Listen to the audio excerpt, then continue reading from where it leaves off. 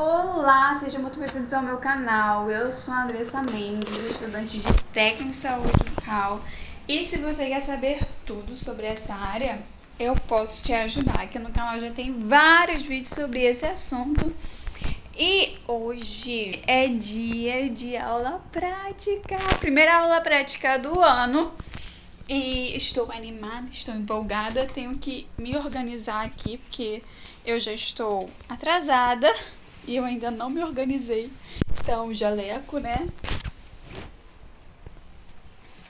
Eu vou me adiantar aqui e daqui a pouco eu volto pra vocês, tá bom? Pra eu não me atrasar ainda mais. Então, já tô pronta. Agora vambora, né? Antes que eu fique mais atrasada ainda. O look da gata, toda de branquinho, porque ela prática. Bora!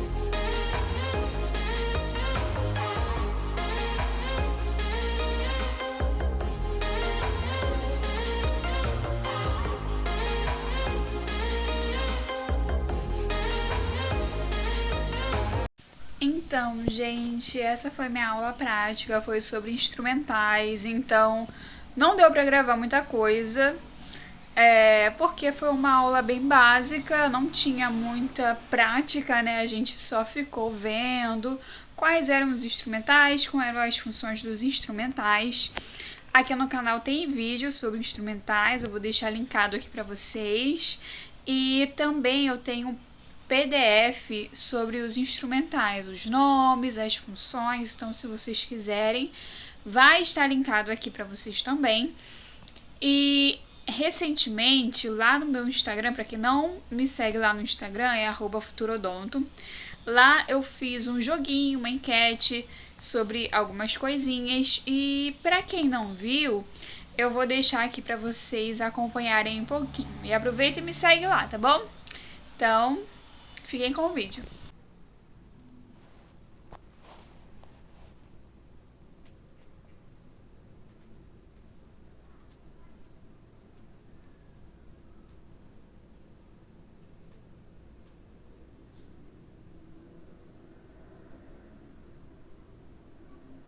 Boa noite, minha gente. Fiquei sumida hoje, né? Mas vamos conversar um pouquinho. Eu quero comentar com vocês aquele quiz que eu fiz com vocês esses dias, porque eu vi que teve algumas dúvidas, então é bom explicar um pouquinho. Espero que os barulhos aqui em volta não atrapalhem, mas vamos lá. Eu fiz algumas perguntas sobre dentição e algumas perguntas sobre instrumentais, mas vamos falar das de dentição primeiro. Primeiramente, eu fiz a pergunta sobre dentição decídua, se era dente de criança ou se era dente de adulto.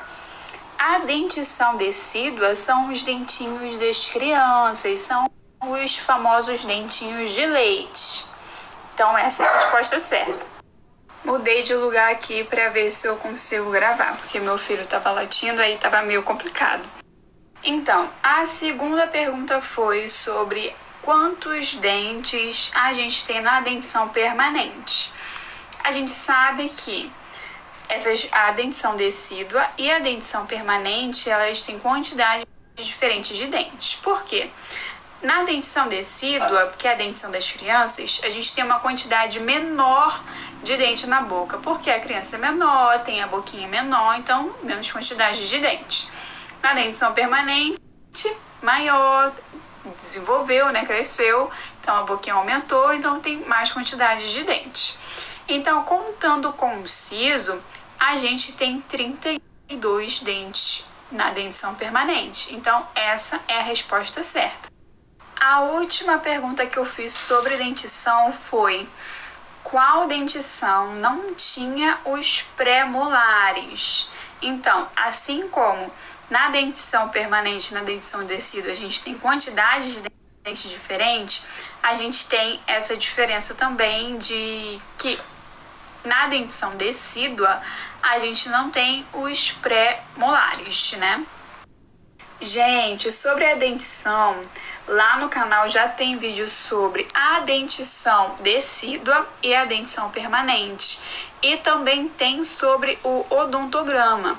Esses assuntos são assuntos básicos, mas de muita importância, porque a gente sendo ASB e TSB, é fundamental que a gente saiba certinho os nomes dos dentes, a numeração do dente. É o básico, gente, saber isso. Então, eu vou deixar o link aqui para vocês irem lá assistir, dar uma estudada, porque é sempre importante dar uma olhada de novo nesse tipo de conteúdo para a gente não esquecer, tá bom? Eu também fiz algumas perguntinhas sobre os instrumentais e a primeira foi sobre o espelho. E eu perguntei como que ele era chamado, se ele era chamado de espelhinho ou se ele era chamado de espelho clínico. E normalmente ele é chamado de espelho clínico e ele faz parte do kit clínico de atendimento. Ele também tem outro nome que se chama odontoscópio. Então é sempre bom saber certinho o nome certo do instrumental. No dia a dia, a gente, por costume, a gente não fica prestando atenção tanto no nome, porque a gente acaba pegando pela função dele. A gente sabe que o espelho clínico é sempre usado lá na anamnese, então em todo atendimento tem o espelho clínico, né? Mas em relação a fazer um concurso, fazer uma prova, é bom saber o nome certinho. A outra pergunta que eu fiz foi em relação às canetas. Eu coloquei a imagem de uma e eu perguntei se ela era de alta ou de baixa rotação. Essas canetas ela tem algumas diferenças. Em relação na imagem, você consegue diferenciar ela porque a caneta de alta rotação ela é mais em pezinha. E a caneta de baixa rotação, que também é chamada de contraângulo, ela é mais tortinha. A caneta de alta rotação ela é usada para uns procedimentos mais brutos. A caneta de baixa rotação para uns procedimentos mais leves. A gente consegue fazer profilaxia com ela e a força dela é um pouquinho mais baixa do que a de alta rotação, o próprio nome já diz, né? E a caneta de baixa rotação, ela tem uma partezinha atrás que você passa para o lado para poder conseguir. O stories cortou, mas eu vou continuar aqui. Então, a caneta de baixa rotação, ela tem uma partezinha atrás que você empurra para o lado para poder encaixar a broca. A broca para a caneta de baixa rotação, ela tem uma partezinha atrás que você gira para poder encaixar nessa parte.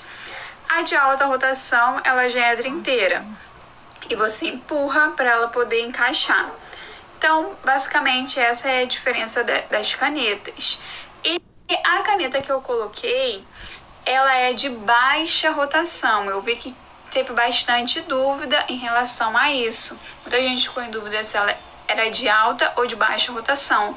Mas era de baixa rotação, tá, gente? Eu vou deixar uma imagem aqui do kit certinho para vocês conferirem como que elas são.